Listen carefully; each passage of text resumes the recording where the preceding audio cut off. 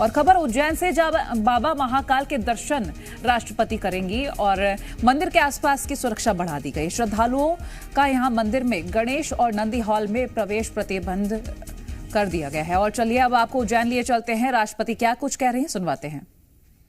आयोजित आज के सफाई मित्र सम्मेलन में उपस्थित होकर मैं बहुत खुश हूँ।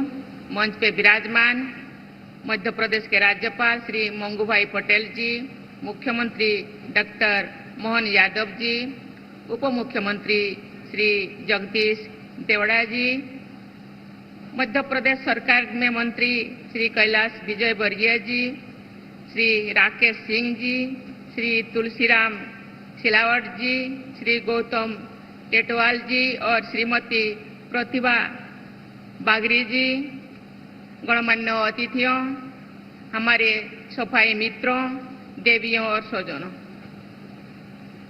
श्री महाकालेश्वर की दैवी ज्योति से प्रकाशित तथा पावन शिप्रा नदी के आशीर्वाद से सिंचित इस धरती को मैं सादर नमन करती हूँ। प्राचीन काल में इस क्षेत्र को अवंतिका कहा जाता था। पवित्र दिव्य ज्योतिषिला सतम में प्रार्थना की ज्योति के अवंतिकायां विहितावतारम वंदे महाकाल महासुरेशम, अर्थात अवंतिका में अवतार लेने वाले देवादिदेव महाकाल की हम वंदन करते हैं। महाकाल की नगरी उज्जैनी में सदियों से स्वीकृति, संस्कृति और सभ्यता की परंपरा निरंतर अस्तित्व में बनी रही है। आज से लगभग 2600 वर्ष पहले भगवान बुद्ध के समय में उज्जैनी अव्यक्ति राज्य की राजधानी हुआ करते थे। गुप्त काल को भारतीय इतिहास का स्वर्ण युग माना जाता है। इस समय उज्जैन भारत का सबसे महापूर्व नगर था। देवियों और स्वजनों, आज मुझे इंदौर उज्जैन सड़क परियोजना का भूमि पूजन करके बहुत प्रसन्नता हो रही है।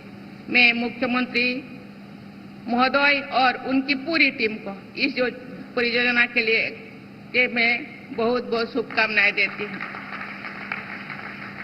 इस सड़क परियोजना से ये ऐतिहासिक तथ्य याद आता है कि लगभग 2000 वर्षों पहले उज्जैन ऐसी परिवहन व्यवस्था के केंद्र में था जिसे आज मल्टी मॉडल ट्रांसपोर्ट कहा जाता है। उज्जैन अंतर्राष्ट्रीय व्यापार का अत्यंत महत्वपूर्ण केंद्र है। महाकवि कालिदास ने मेघदूतम में उज्जैन की विशालता और भव्यता का अद्भुत चित्रण किया है और कहते हैं कि जैसे देवलोक में अलकापुरी है, उसी तरह मनुष्य लोक में उज्जैनी है। किसी भी शब्दों का लगातार 2 बार प्रयोग करने से बचते थे, लेकिन उज्जैनी का वर्णन करते समय वो विशाल का प्रयोग किए थे। देवियों और स्वजनों, मुझे ये बात की प्रसन्नता है कि उज्जैन में आधुनिक विकास के लिए अनेक प्रयास किए जा रहे हैं। विक्रम उद्योगपुर का विकास इसका उदाहरण है। इस उद्योगपुर में मेडिकल डिवाइसेस पार्क की स्थापना की गई है। राज्य में अनेक एक्सप्रेसवेज तथा एलिवेटेड कॉरिडोर्स पर काम चल रहा है। रेलवे और एयर कनेक्टिविटी को विकसित किया जा रहा है। इन प्रयासों की सफलता हेतु मैं बहुत बहुत शुभकामनाएं देती हूँ। देवियों और स्वजनों, मैंने जन सेवा की अपनी यात्रा स्वच्छता के कार्य से ही शुरू की थी। मैं अपने गृह नगरी नोटिफाइड एरिया काउंसिल की उपाध्यक्ष थी। मैं प्रतिदिन एक वार्ड से दूसरे वार्ड जाती थी, साफ सफाई के कार्य का निरीक्षण करती थी तथा सफाई मित्रों एवं अन्य लोगों के साथ परामर्श करती थी। सफाई से जुड़े अच्छे बदलाव को देखकर खुशी महसूस होता था। पिछले 10 वर्षों में स्वच्छता अभियान देशव्यापी जन आंदोलन बन गया है। इसके कारण व्यापक स्तर पर बदलाव हुए हैं। स्वच्छ भारत मिशन द्वारा हमारे देशवासियों में स्वच्छता के प्रति जागरूकता बढ़ी है। तथा अभूतपूर्व व्यवहार परिवर्तन हुआ है। ये देखकर मुझे हार्दिक प्रसन्नता हो रही है। स्वच्छ भारत मिशन के तहत खुले में शौच से मुक्ति के लिए 11 करोड़ से अधिक शौचालय तथा लगभग 2.25 लाख सामुदायिक स्वच्छता परिसर बनाया गया है। महिलाओं की गरिमा और स्वास्थ्य की सुरक्षित रखने के लिए इस जन आंदोलन की विशेष भूमिका है। विद्यालय में बालिकाओं के लिए अलग से शौचालय की व्यवस्था करने के लिए मैं गवर्नमेंट को बहुत बहुत धन्यवाद देना चाहती हूँ। उनके साक्षरता और शिक्षा में इसीलिए वृद्धि हुई है। एक प्रतिष्ठित आकलन के अनुसार स्वच्छ भारत मिशन में बच्चों की मृत्यु दर भी कमी आई है। ग्रामीण परिवारों के स्वास्थ्य के से जुड़े सालाना खर्च में औसतन 50,000 रुपया की कमी आई है। देवियों और स्वजनों, मध्य प्रदेश ने शहरी और ग्रामीण स्वच्छता के क्षेत्र में अग्रणी भूमिका निभाई है। इंदौर ने लगातार 7 बार देश का स्वच्छतम शहर बने रहने का कीर्तिमान स्थापित किए हैं। भोपाल को सबसे अच्छे राजधानी होने का गौरव प्राप्त हुई है। राज्यों के अनेक शहर वाटर प्लस और ODF डबल प्लस की श्रेणी में पुरस्कृत किया गया है। स्वच्छता के क्षेत्र में मध्य प्रदेश की अन्य कई उपलब्धियां हैं। मैंने कुछ ही का यहाँ उल्लेख किया है।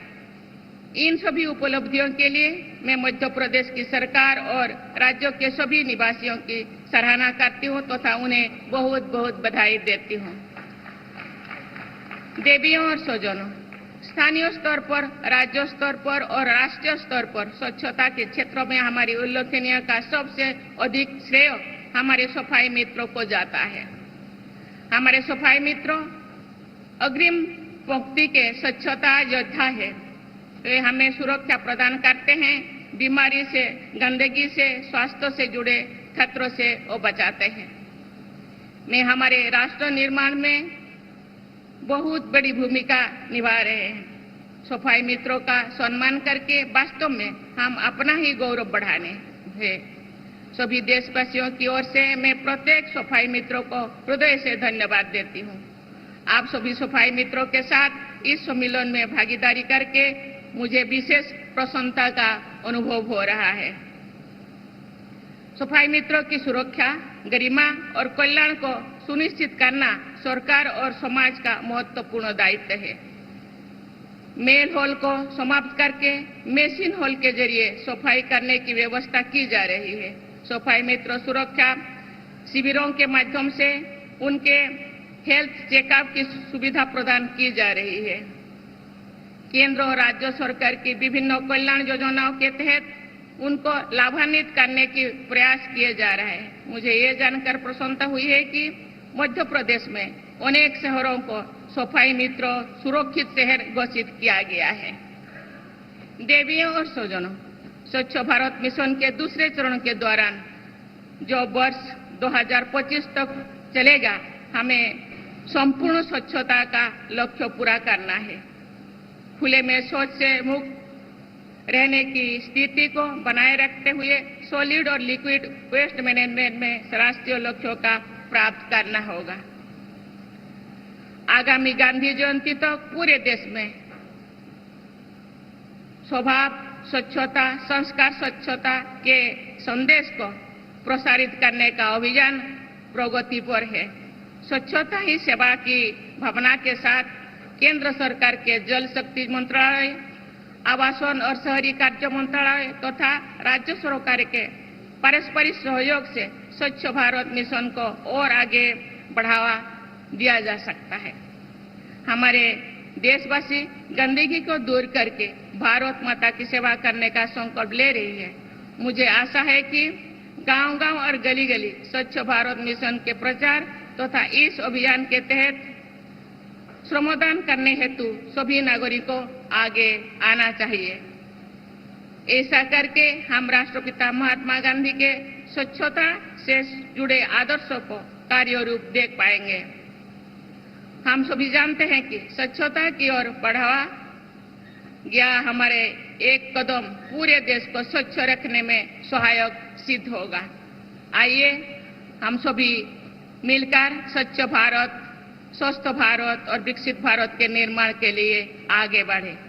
इसी संकल्प के साथ मैं आशा करती हूँ भारत के एक एक व्यक्ति स्वच्छता ही देश को स्वस्थ बना सकते हैं, विकसित बना सकते हैं। इसी भावना के साथ आगे बढ़े और देश को स्वच्छ बनाए और स्वस्थ बनाए।